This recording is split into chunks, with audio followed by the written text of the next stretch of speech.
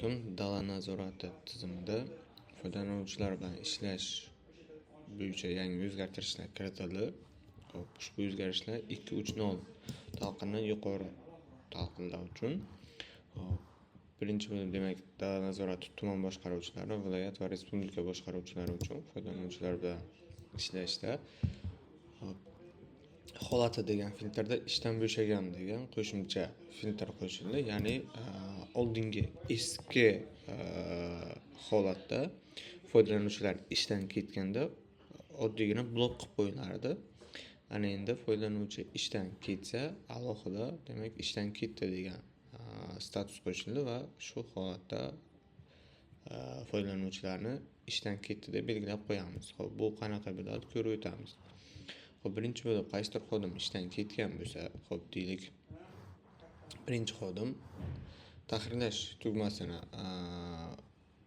viloyat boshqaruvchilari yoki respublika foydalanuvchilari tahrirlash tugmasini bosadi va o'ng tomonda ishdan bo'shagan degan bizga alohida tugma qo'shilgan. Xo'p, ishdan bo'shagan tugmasini yoqadigan bo'lsam, bloklash avtomatik yo'qoladi, ya'ni bloklanmaydi va ishdan bo'shagan statusga o'tadi. Va qaysi buyruq bilan yoki nima sababdan ishdan bo'shadi kommentariy izoh yozilib, tegishli hujjat biriktiriladi va davom etish tugmasi bosiladi.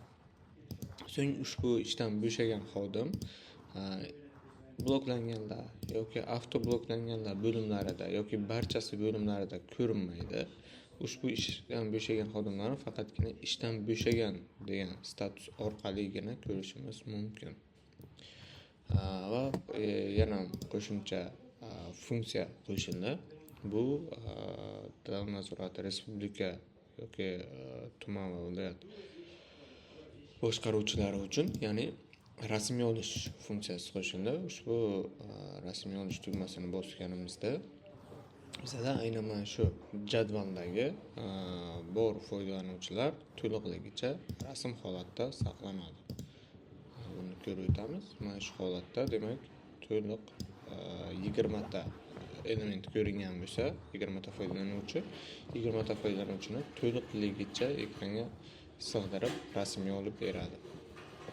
Hozircha foydalanuvchilar bo'yicha o'zgarishlar shular edi.